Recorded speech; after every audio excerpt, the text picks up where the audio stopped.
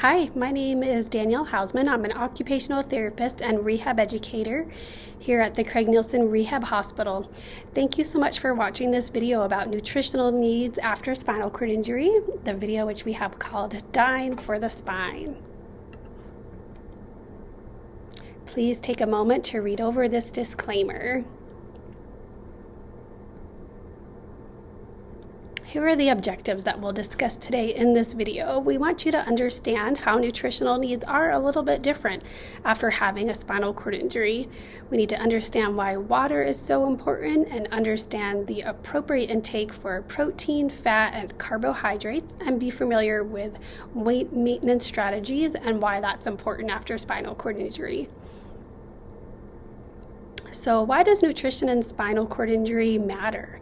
So having a spinal cord injury does increase your risk for a couple of different diseases related to nutrition. So one is skin problems. So please refer to our video about preventing skin problems.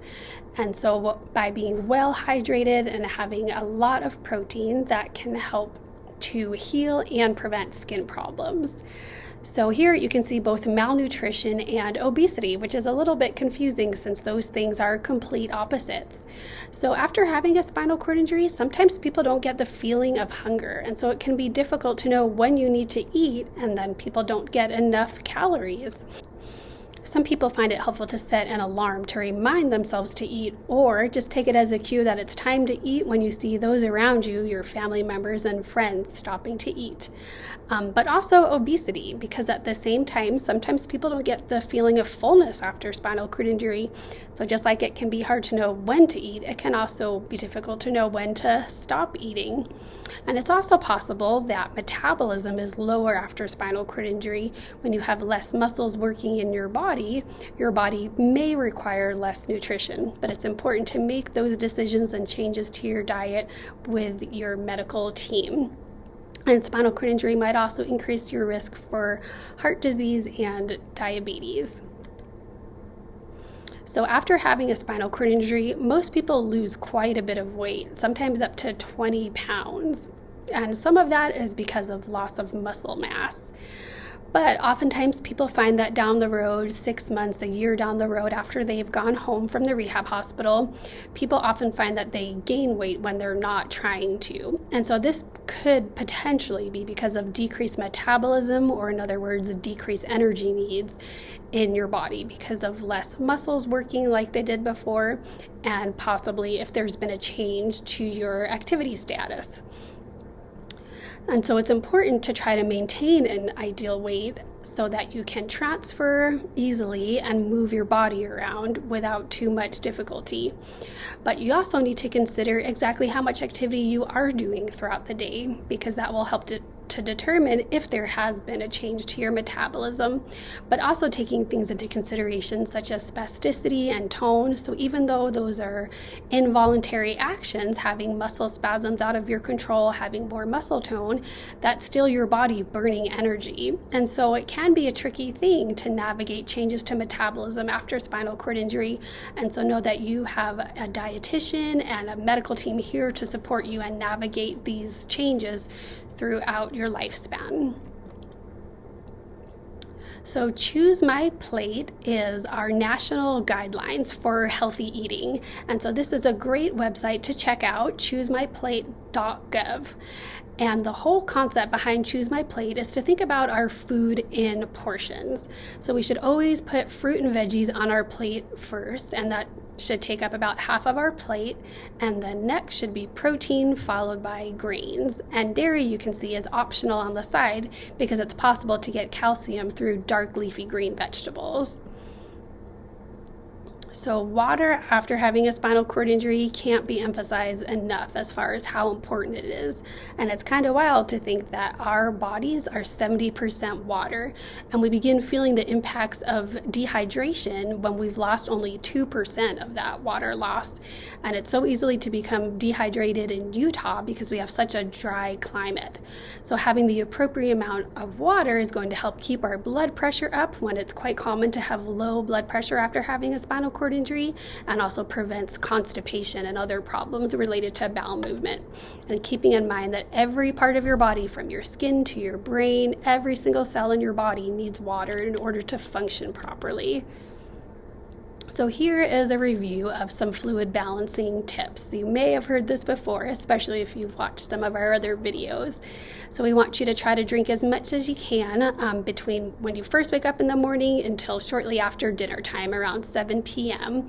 And if you feel thirsty in those later evening hours, try to just have small sips to avoid having to wake up multiple times at night for bladder management. And unless if you've been instructed otherwise by your doctor, aim for about 2 to 3 liters daily. And try to have small amounts frequently throughout the day, as opposed to like a whole liter and then nothing for a longer period of time.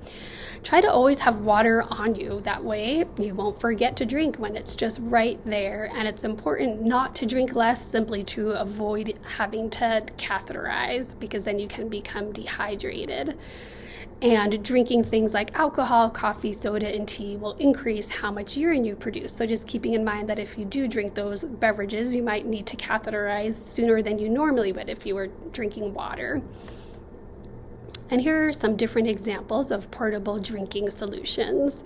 And your occupational and physical therapist will be a great resource on what will work best for your specific wheelchair or device.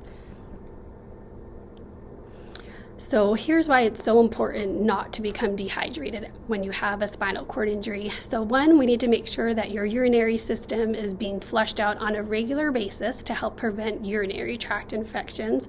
And we want to make sure that waste products aren't building up in your kidneys to avoid a kidney infection and kidney stones.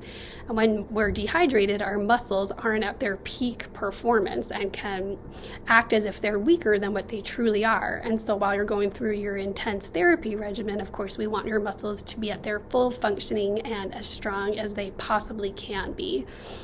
Your body also has a more difficult time regulating its body temperature when you're dehydrated, and dehydration, like we mentioned earlier, can result in constipation and in more severe cases, bowel impaction, and can really make your blood pressure quite low, which will make you feel dizzy and like you might pass out.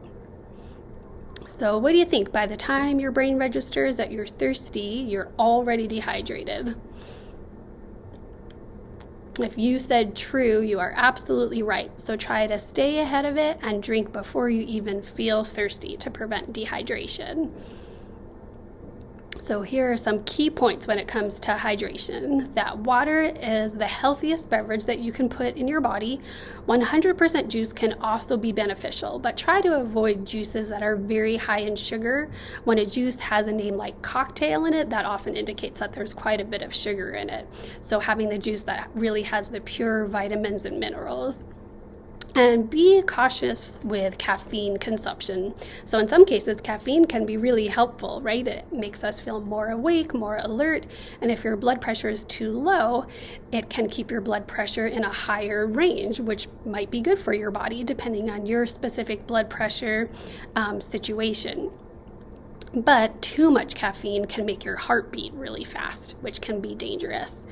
And avoiding alcohol is definitely wise for multiple reasons. If you drink alcohol in excess, it can actually damage your nerves. And so while you're going through this recovery process with your nervous system, of course, we want to avoid anything that could potentially cause further damage.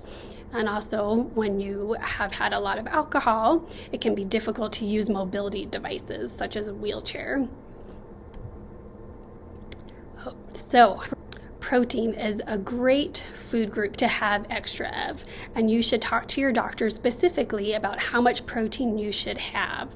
So having lots of protein helps to keep your skin healthy, especially if you have a wound that is trying to heal. And having lots of protein can also help to build and repair muscle. So here are some examples of foods that are high in protein. So you can see eggs, peanut butter, chicken, yogurt, different types of nuts, edamame, and it's always best to try to get protein or any nutritional source from an actual food. But when it's difficult to get the amount of protein that your medical team is asking you to have, then have supplements next. But again, try to get it from the actual food source first. And if you've been with us for a couple of weeks, then by now you've gotten to know our menu pretty well. But here are some examples of different high protein options from the Craig Nielsen Rehab Hospital menu. So as you can see, there's lots of different ways that you can have eggs. I've heard good things about the breakfast tacos. And here you can see a nice variety of lunch and dinner items. So one fun thing to do would be to order a salad and then switch up the type of protein that's in it so that you can have a nice variety. And there are some high protein sides as well, such as cottage cheese, quinoa salad, black beans. So when it comes to fat, most Americans get more fat than what we need, but we all do need a small amount of good fat to function. And our fat intake shouldn't take up any more than 30% of our daily calories. So here you can see the different types of fat. So we want to focus on getting more unsaturated fats, which comes from plant sources such as olives, nuts, seeds, and also from fish. And try to limit our intake of saturated fats and trans fats, which we find a lot in animal products, different types of meats, and also in processed foods. And we all need to treat ourselves now and then, but really focusing on unsaturated fats as much as we can. So carbohydrates are very important because they supply the body with energy, and carbohydrates can be found in all different kinds of healthy and unhealthy foods. And rather than limiting carbs, which we don't want to do, we want to focus on eating healthy carbs. So simple carbs are the carbs that are not very good for our bodies because they're high in sugar and low in fiber and don't have a lot of nutritional content. So we digest them quickly and then they give us an energy rush followed by a crash. So we find this in things like candy, soda, honey, white rice, and white pasta. But rather, let's focus on getting more complex carbs, which take a longer period of time to digest so that small amounts of sugar are released into the body throughout the day when we have complex carbs. So we can find complex carbs in foods such as fruit, starchy vegetables, whole grain breads, whole grain rice, and whole grain pastas. And last, it's important to be familiar with reading a nutritional label. So the first thing to look at is the serving size and make sure that we're considering how many servings are in a package of food and multiply as needed. And look at the amount of calories that you're putting in your body and use the percent daily values to make sure that you're getting the right amount of nutrition so that you can get the right amount of fiber and protein and be healthy. So to summarize, if you find that you're losing or gaining weight when you're not trying to, reconsider your body's new energy balance, or in other words, your metabolism, and reach out to your healthcare team if you need assistance in this area with figuring out how many calories you should be having per day, and really focus on getting a good amount of water, protein, good fats, and complex carbs to maintain a healthy diet throughout your lifespan and hopefully prevent complications such as urinary complications and blood pressure that is too low and bowel complications. And really pay attention to the nutrition label and know what you're putting in your body. So please contact your primary care team with any questions.